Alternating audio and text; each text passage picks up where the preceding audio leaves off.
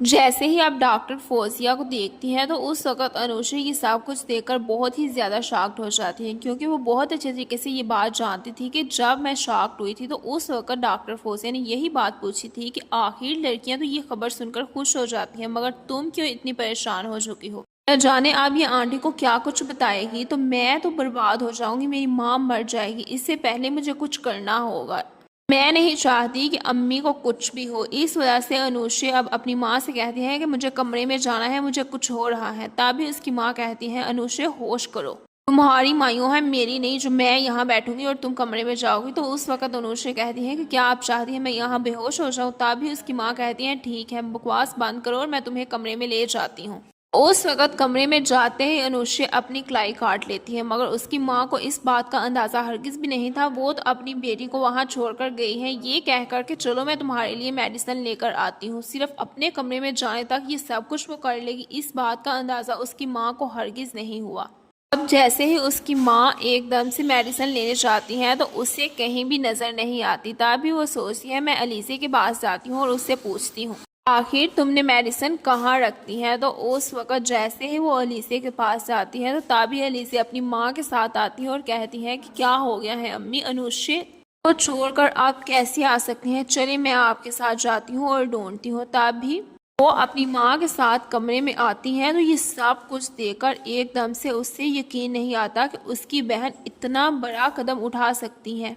एक तरफ जहां वो इस बात को तस्लीम करने की कोशिश कर रही थी तो वहां ही दूसरी तरफ उसे इस बात का भी अंदाजा था कि इस कदम को उठाने के लिए उसे किसी और ने नहीं बल्कि सिकंदर जैसे दरिंदे ने ही मजबूर किया है। अगर इस तरह के हालात वो पैदा ना करता तो शायद आज अनुश्री ये सब कुछ ना करती। तभी उसे इस बात का अंदाजा नहीं था कि अभी उनके खड़े खड़े सारे लोग यहाँ जमा होने वाले हैं। जैसे ही अब सबको इस बात का इल्म हो जाता है तो तभी अलीसे से भी उसकी सास अपने बेटे को शादी करने से साफ साफ मना कर देती हैं। यही कहती हैं कि नहीं, ये शादी हरगिज नहीं होगी। एक तरफ जहां अलीसे ये शादी कर रही थी, अपनी बहन की खुशियां भी देखना चाहती थी अपने साथ साथ, मगर उसे इस बात का अंदाजा नहीं था कि उसकी बहन के साथ साथ वो भी ये गम का दिन देखेगी, क्योंकि उसकी सास जो कि उनकी बहुत सगी बनी फिरती थी तभी अपना असर रूप दिखा देती हैं। एक तरफ जहां ये सब कुछ हो रहा होता है तो वहां ही दूसरी तरफ सिकंदर के घर बहुत ही ज्यादा खुशियों के शादियाने बज रहे होते हैं। एक तरफ तो खुशियां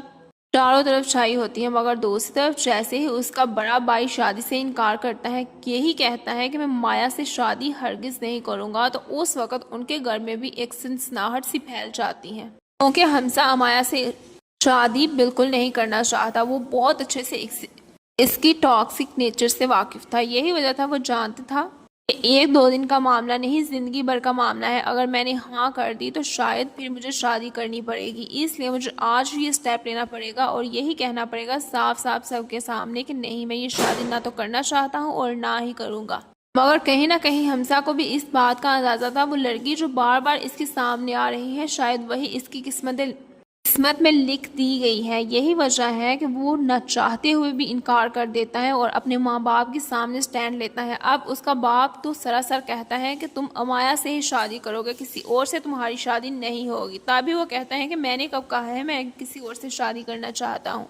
ये बात सुनकर उसकी माँ को तो तसल्ली होती है कि चलो इसकी ज़िंदगी में कोई और लड़की नहीं है, आज नहीं तो कल ये अमाया के लिए मान ही जाएगा। यही वजह है वो अपने ही शोहर को चुप करवाती है और कहती है ठीक है, अगर हमजा अमाया से शादी नहीं करना चाहता तो हम इसे फोर्स नहीं करेंगे। मगर उसे भी इस बात का अंदाज़ा नहीं था कि इसका इनकार जो इसका साथ दे रही है इसकी माँ, वही इसकी टक्कर की बहू लाएगा, इसके सामने खड़ी करेगा।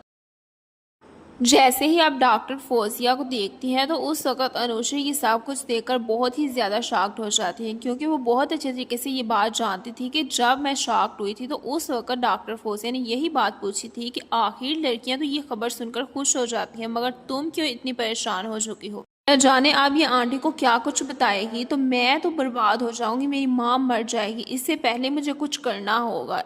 मैं नहीं चाहती कि अम्मी को कुछ भी हो। इस वजह से अनुश्री अब अपनी माँ से कहती है कि मुझे कमरे में जाना है, मुझे कुछ हो रहा है। तभी उसकी माँ कहती है अनुश्री होश करो, तुम्हारी मायूं है मेरी नहीं, जो मैं यहाँ बैठूंगी और तुम कमरे में जाओगी। तो उस वक्त अनुश्री कहती है कि क्या आप चाहती हैं मैं यहाँ बेहोश हो जाऊँ। तभी उसकी माँ कहती है ठीक है, बकवास बंद करो और मैं तुम्हें कमरे में ले जाती हूँ।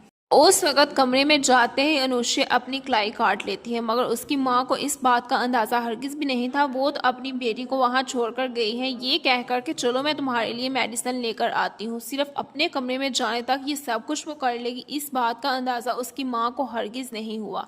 अब जैसे ही उसकी माँ एकदम से मेडिसिन लेने जाती है तो उसे कहीं भी नजर नहीं आती। तभी वो सोचती है मैं अलीसे के पास जाती हूँ और उससे पूछती हूँ आखिर तुमने मेडिसिन कहाँ रखती है। तो उस वक्त जैसे ही वो अलीसे के पास जाती है तो तभी अलीसे अपनी माँ के साथ आती है और कहती है कि क्या हो गया है अम्मी, अनुष्य को छोड़कर आप कैसे आ सकती हैं, चलिए मैं आपके साथ जाती हूँ और ढूंढती हूँ। तभी वो अपनी माँ के साथ कमरे में आती हैं तो ये सब कुछ देखकर एकदम से उससे यकीन नहीं आता कि उसकी बहन इतना बड़ा कदम उठा सकती है।